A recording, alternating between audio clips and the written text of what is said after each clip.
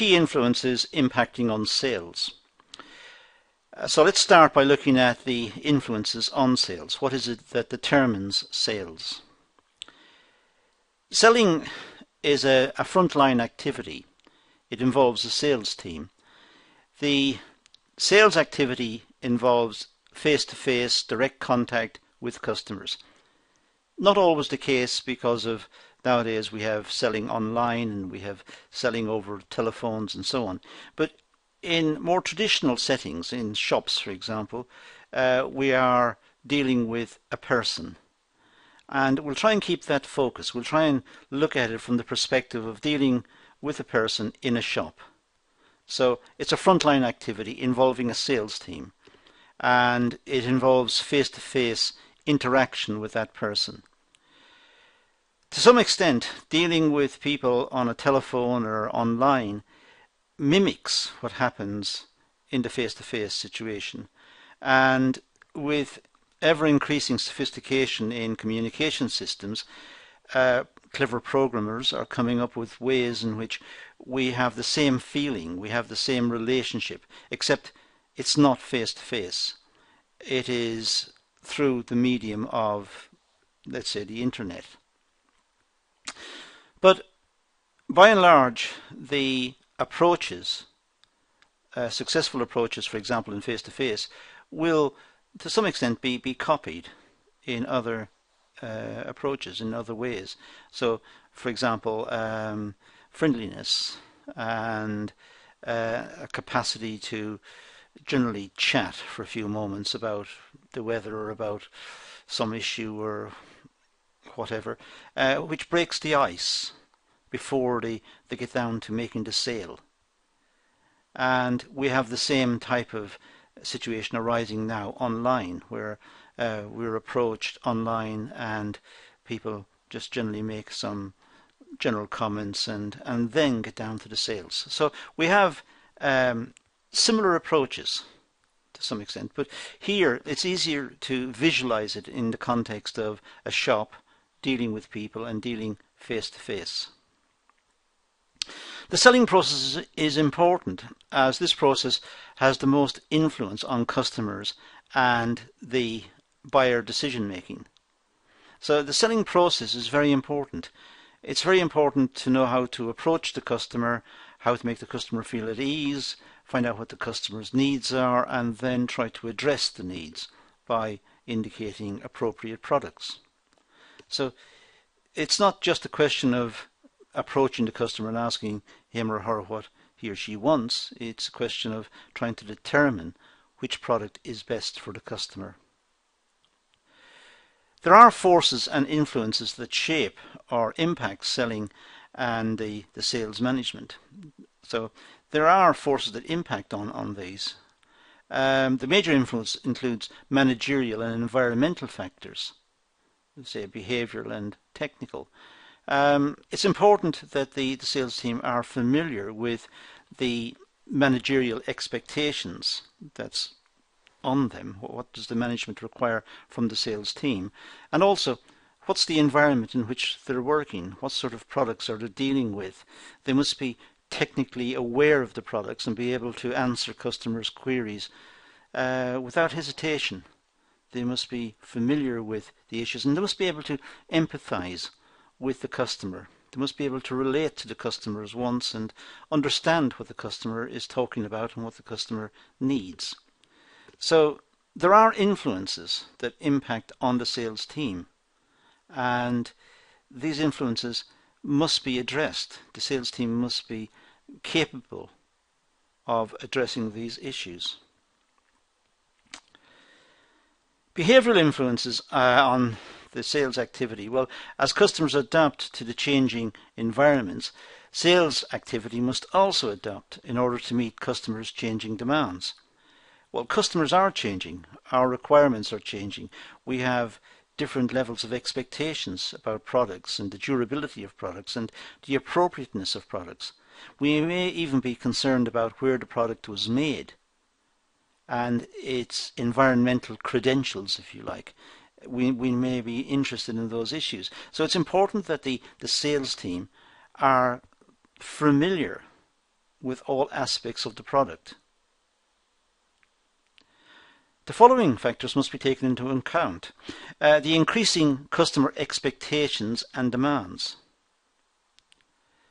Well, we have increasing expectations. As time has gone by, we have more information.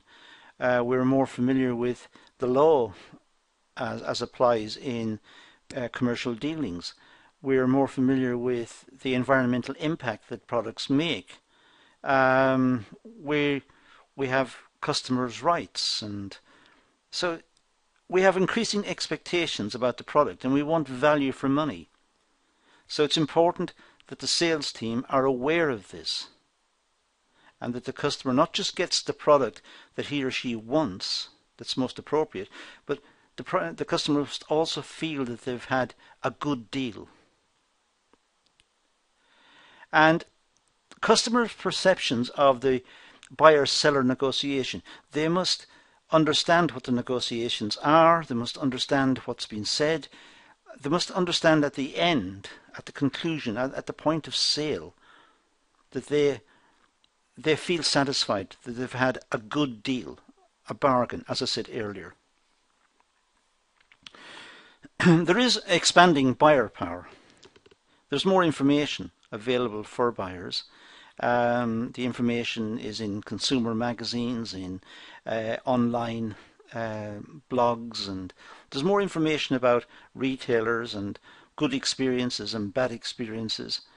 So with an increasing amount of information available, the onus is on the sales team to be able to present a good case for the product and for the sale.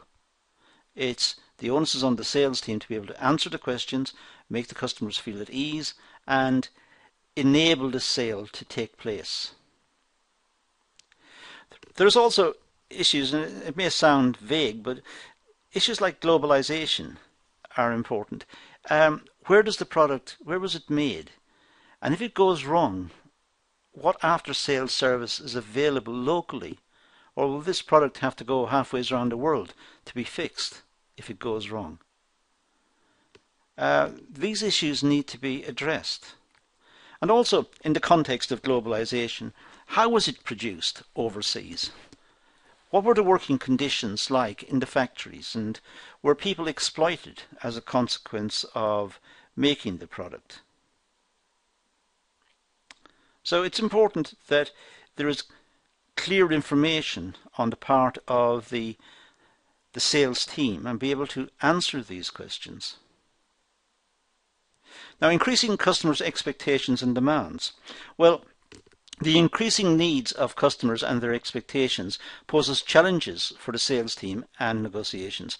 Customers' expectations are ever increasing. They want products which are good value for money, that they're durable, they're fashionable, they are presentable, and they will do the job specifically and do it well.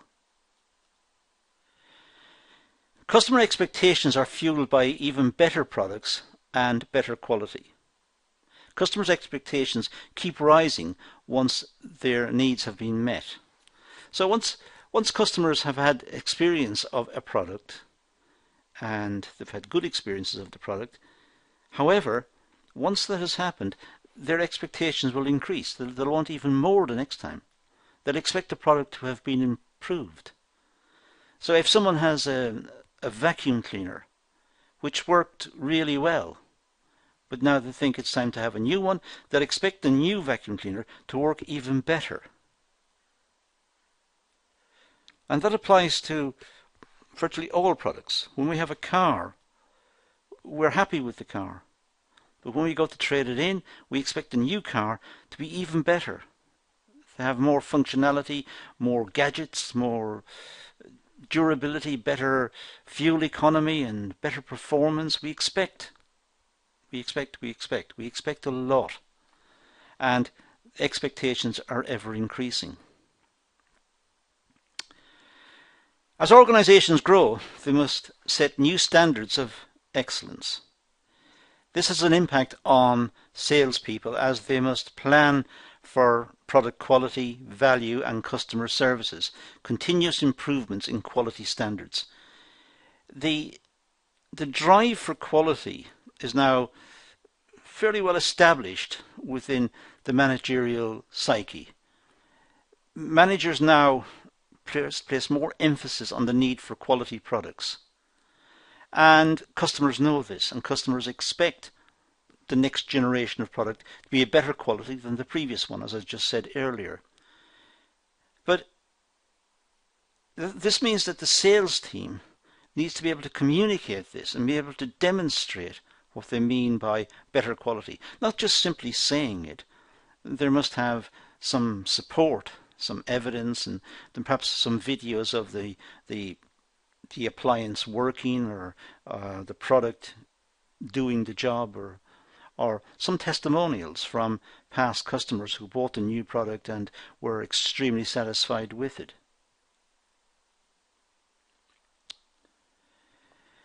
Now, the customer perception of the buyer-seller negotiation.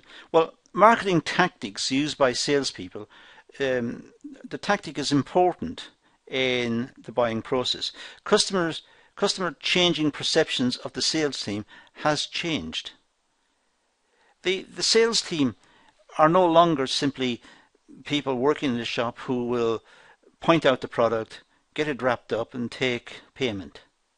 The sales team now must supply information about the product. They must allay any issues or fears the customer has about purchasing the product. They must be able to answer a wide variety of questions about the product. And these must be honest and accurate answers. Marketing techniques such as negotiations and high-pressure sales tactics are no longer an effective strategy. So trying to, in a sense, trick the customer into buying the product, or persuading the customer that the product is somehow wonderful when it's not, these tactics no longer apply. Customers have rights. Customers have information. They may have researched the product before they enter the shop. They're familiar with the downsides as well as the upsides of the product. They know what its issues are and what its faults are before they even make the purchase. They're aware of this. What they want to know is, in terms of overall quality of the product, what support is available, what's the price of the product, what discounts are available. They want to be able to speak to someone, a fellow human being, and get honest answers. Customers prefer the option to choose and to be allowed to make their own decisions in the buying process. They don't want the sales team to say, this is the product, in a sense, you must have this one. They may say, no, we don't want that particular model, we want a model which is less than that one because we don't have the demand for this product. We'll never use all that functionality, we just want quite a basic product. Or we want extra functionality in this area, or we don't like the style of that product. Could we have one that looks a bit different? And given that the customers are the people who are going to hand over cash or money or resources, and who have had to work perhaps to get that cash or that money or the resource to buy the product, they are the ones who have the right to say what the product should be. And they don't want to be talked into buying the next one up, or they don't want to be talked into buying insurance for the product, perhaps that's unnecessary. They have already perhaps have statutory rights. So why buy extra insurance? So it's important that the customers are listened to. Forceful sales tactics and negotiations are a deterrent. The sales team need to adopt appropriate strategies that will develop a better relationship between the seller and the buyer. Not trying to force the sale and make people feel the need to buy this product. It's important that the people buy the product in a sense, voluntarily. They want to buy it because it satisfies their need. They don't want to be talked into this. They don't want to be persuaded that they need the product, and then to buy the product and to take it home and to realize later that in fact they didn't need it, or they didn't need that particular specification. It's too sophisticated. They needed something less, perhaps.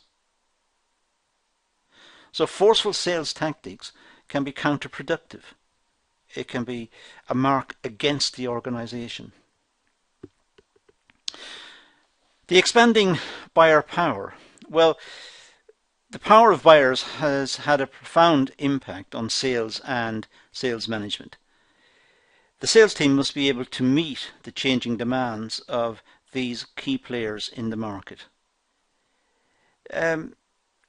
Buyer power is now recognized as important. Not only have the customers been empowered by information, as I said earlier, and also increasing legislation and consumer protection laws, but they also are more aware of the need for competition, for information about price and after sales.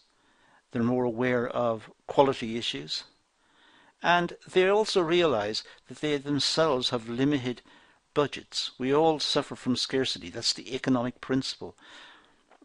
That's what underpins economics, the study of scarcity. And we all have scarce resources. We all have scarce amounts of cash and resources to spend.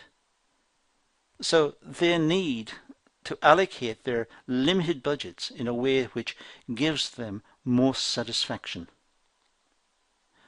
And for that reason, customers have become more sophisticated. The demand they project has an influence on the way marketers operate, and their growing demands put pressure on organizations to change marketing strategies.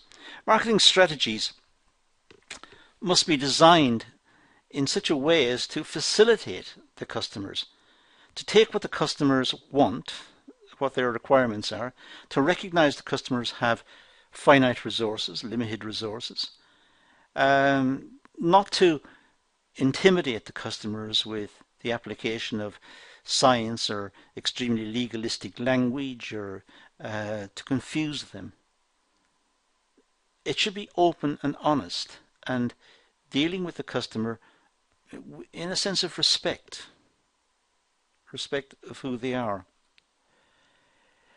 So there is increasing demands that are being put on organizations to alter their approach to customer service and to change their marketing strategies to be more respectful of the customers, to ensure that the products that are offered to the customers are ones that the customers actually want. Their purchasing power means that they have the opportunity to demand services that suit their needs. For example, it could be just in time, in other words, get the product just when they want it, special customer status, because they've purchased many times before. They may enjoy particular status and discount status, perhaps at a particular outlet. Joint funding.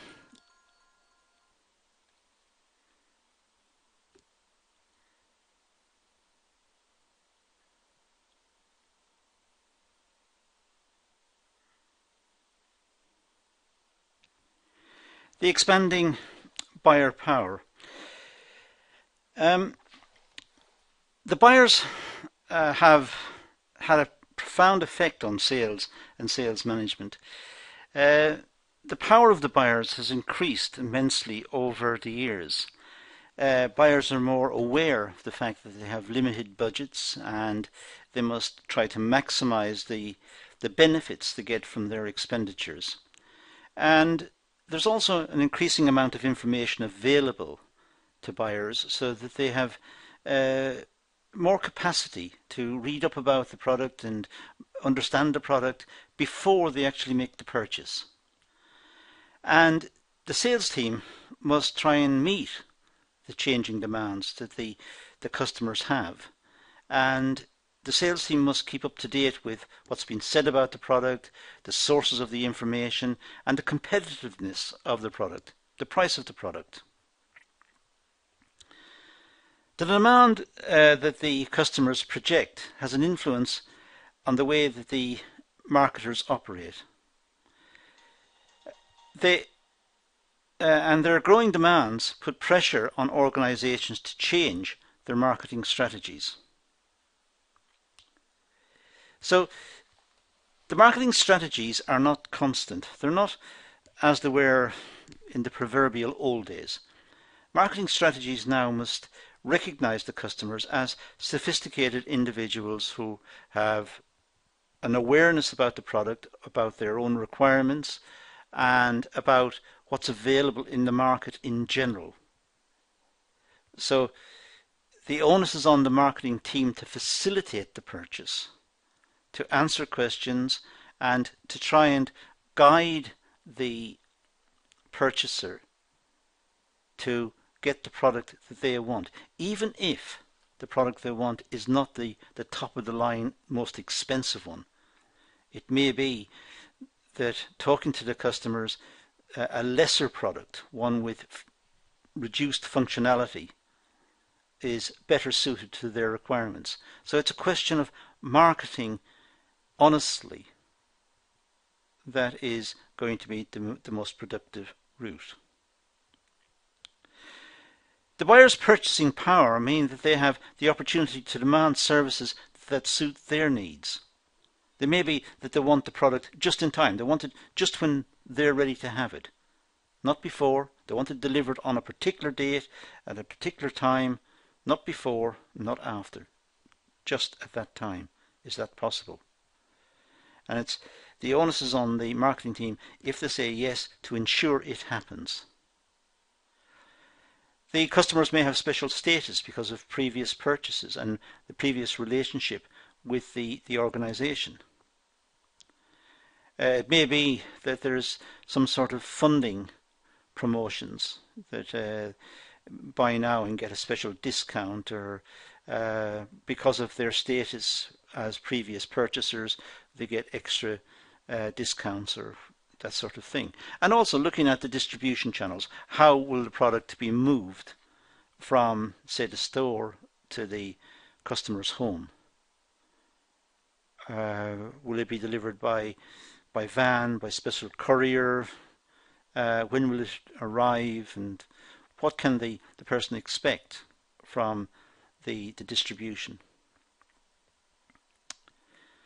And also we have globalisation. Now this may seem somewhat irrelevant in the context of what we're talking about, and seem somewhat too generalised. But in fact, globalisation has allowed businesses to expand and grow in terms of sales and profit. Globalisation is the capacity of businesses to sell in markets overseas and thereby gain economies of scale, economies of size. And it has, however, challenges in terms of culture, lifestyle and language barriers.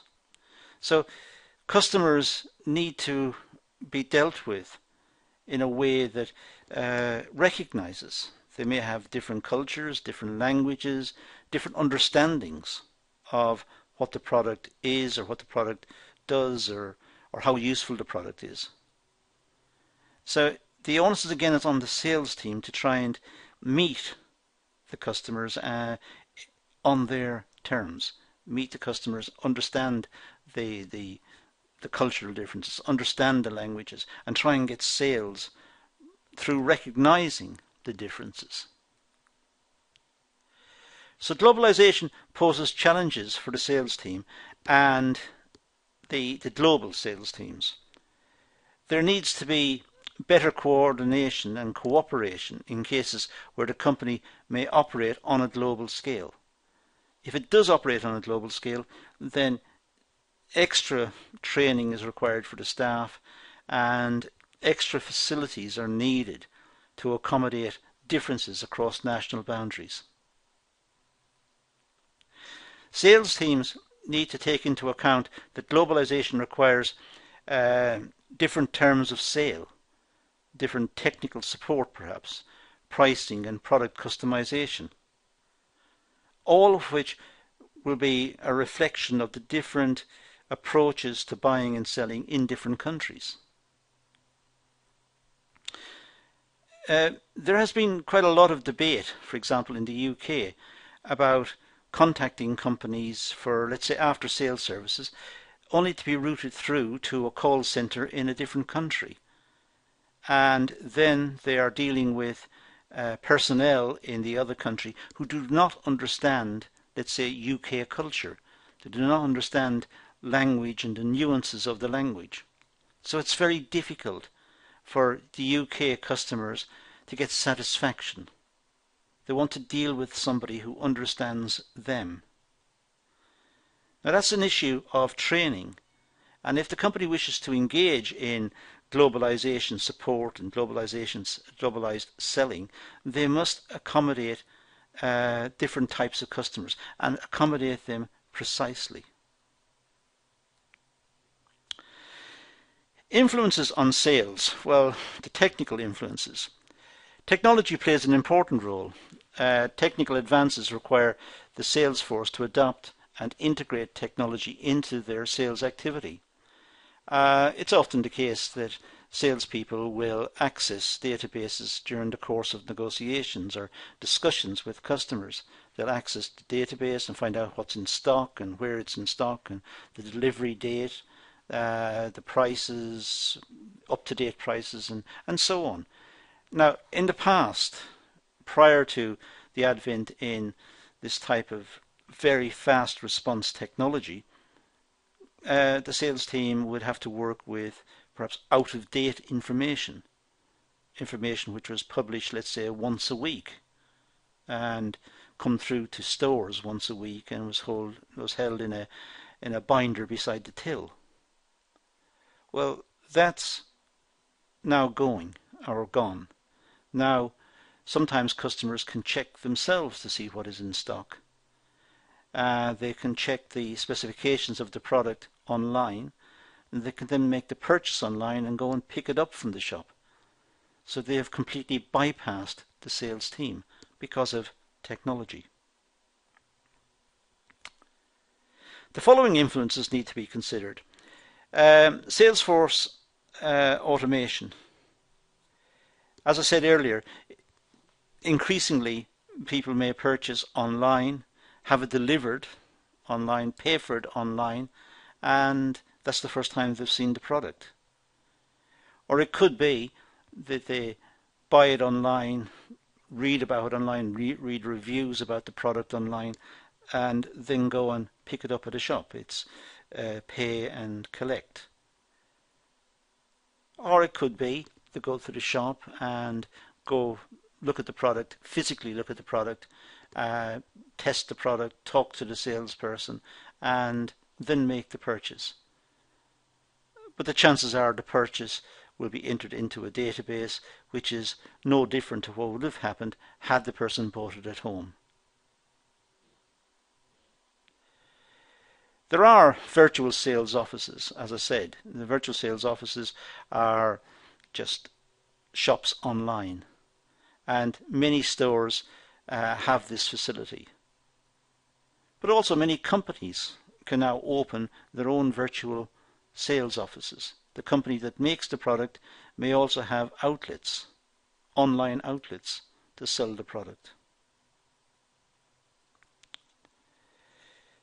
Electronic sales channels are important. How is the product portrayed online? Through major outlets like eBay or Alibaba, or perhaps it's major outlets through big producers, recognized producers who are advertising and marketing the product and doing part of the marketing work online.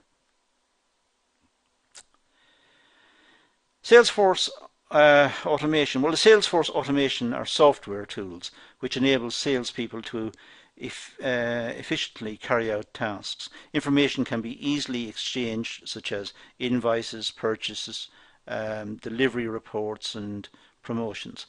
In fact, once the data is entered, the programming behind the scene can fill out various forms and get the whole sequence of delivery in train, get it all set up. So it's a very efficient way of making sales. Laptops, computers, mobile phones, fax. Well, fax is more or less in the past, but fax machines could be used. Email, advanced technical software. These help the sales team with tasks such as planning, recruitment, selection, evaluation of sales personnel. So the whole process of mechanization can go into training personnel for face-to-face dealings, but it could also present virtual shop fronts and make sales online as well. Technical developments allow for video conferencing, especially communicating to global sales teams and head offices. It's very important that sales teams are able to talk to each other and understand each other and have meetings so that they're able to coordinate their approaches within national boundaries and over national boundaries. That the product is seen consistently by customers. So to do that, the sales team may use teleconferencing, may use all sorts of tools, communications tools, to make sure that everything is up to date. The virtual sales office. Well, technological advancements have allowed for the development of advanced software. Software developments have been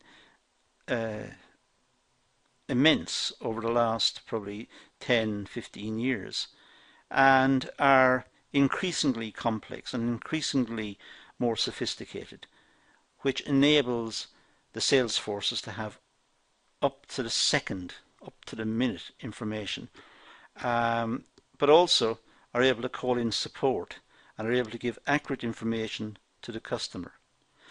Sometimes, as I said, the customers may be able to access that information directly themselves. Software has allowed for the development of virtual offices where salespeople can work from home or in remote locations and still keep in contact with head office and work as a team. It's ironic that many cities have traffic problems because people need to get to the office. They need to get to the office to sit at a desk, perhaps working on a computer terminal or on a PC or on a Mac or whatever, when they could have done it at home, saving the planet because less congestion, less pollution, saving traffic problems, and also being more efficient. They're not getting into the office tired. So why people still have this 9-to-5 mentality is difficult to say. It seems to be related to the need for management to control, and management seems to be obsessed by measuring inputs, the person's input, to make sure they're working 9-to-5. Perhaps it would be better if they moved towards measuring the person's output, because after all, it's the output that is important. The technique is cost effective, saves time and offers some employees job satisfaction. So the employee may feel, the salesperson may feel that they have accurate information, they have support when they want it, they're able to bring it up very quickly, answer any questions, interrogate the system, find out where the product is, the price, the specifications, when it can be delivered, and give very precise answers and do a booking and a sales with that in mind straight away. And that is a big selling point. The electronic sales channels. Well, the internet is a new medium for electronic sales channels. I say new, it's been around a long time.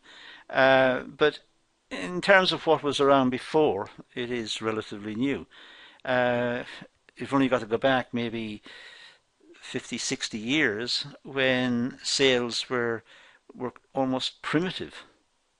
It was kept on paper and ledgers, and people went into shops and took what they had. And customers were weakened at the time because they didn't know much about the product. They had to accept what the salesperson was saying. So the internet is, as a sales channel, it's a cost-effective method and reduces the sales team's numbers. People may do the research before they enter the shop. They may read up about the product and read the forums and see what people have said about the product and what went wrong and what went right with the product, and get people's stories and accounts of using the product, and then go to make the purchase. Encouraging online sales means that the sales team can focus on bigger orders, take part in research and development, and invest time in other developments.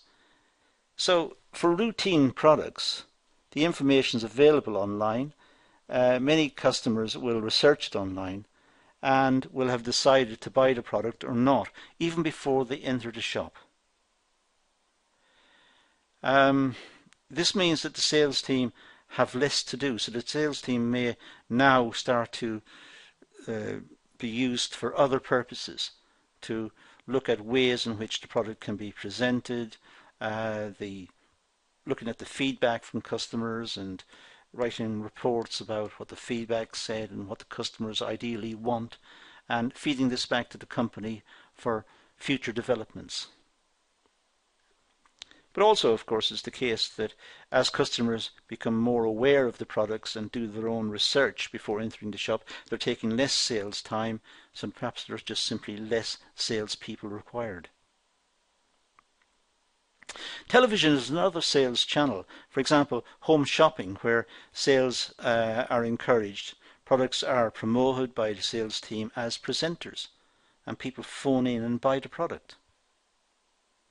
So the product is presented on television, and then people phone in, buy the product, and get it delivered. Now, the influences on sales, well, managerial influences. Management can employ new strategies and tactics to deal with changing environmental conditions. For example, they can introduce direct marketing techniques. They could contact people directly and try and make people aware of the product. Care has to be taken here as not to, in a sense, spam people, to contact them when they don't want to be contacted. So it might be best to wait for customers to enter the shop or into the sales area, and then make the customers aware of the variety of products that are available. But the managerial team should make communications between sales and marketing and make it better, make the two complement each other. The sales personnel will pick up information from the customers directly, and they should feed that through to marketing, so that marketing is more aware of what customers want, and that comes through from the sales personnel. Management should make sure that the sales people, of course, are ideally up to date with the product, are adequately trained for what they're asked to do. They're polite, courteous, well presented, well spoken, courteous, as I said. So the onus is on management to ensure that the sales personnel are in a position to be seen as professional, trustworthy, reliable, and that projects onto the product and onto the sales itself. Introduce direct marketing techniques. As I said earlier, well, the use of direct marketing techniques such as direct emails and telemarketing as a means of incorporating technical advancements. Well, in one sense it's useful, but in another sense it can be very counterproductive. There's a big movement against direct emails, particularly unsolicited emails, when people haven't signed up and suddenly get emails about something that they didn't ask about. That's spam, and that alienates purchasers that turn against the company. The same with telemarketing, cold calling, just calling people randomly and asking them about products, alienates the customers from the product. They don't want to be interrupted. They're about to have perhaps their evening meal, or they're talking to a member of their family, or they've got some medical problem in the family, and the telephone rings and someone wants to talk to them about a product that they didn't ask about. Now that can alienate customers and get the company a bad name. There's a growing use of kiosk systems in place of salespeople. The technology ensures that customers can easily access information about products and its features. It's customers doing their own research, finding out about the products themselves, and companies making that available in a manner that is accessible, and making sure that a customer who's accessing information, perhaps online, will be able to access all of the information about the product. So the onus is on the producer to make sure that the site, let's say a website, has appropriate links, and it's well structured and well designed, and it will answer the questions and present the product in a positive manner. So this ensures that the customers have more control over the buying decision. They don't have to deal with sales negotiations. They enter an online site. They're able to interrogate the site. They're able to ask questions and read past experiences and look at the prices and look at the delivery and look at the quality of the product, and see pictures of the product, able to rotate the product, change the style of the product, and then make a decision. And there's no pressure on them to make the decision there and then. There's no salesperson standing in front of them waiting for them to say, yes, we will buy it. And there's no guilt if they just turn off the site and go and do something else. Whereas in a shop, they may think this person needs the commission.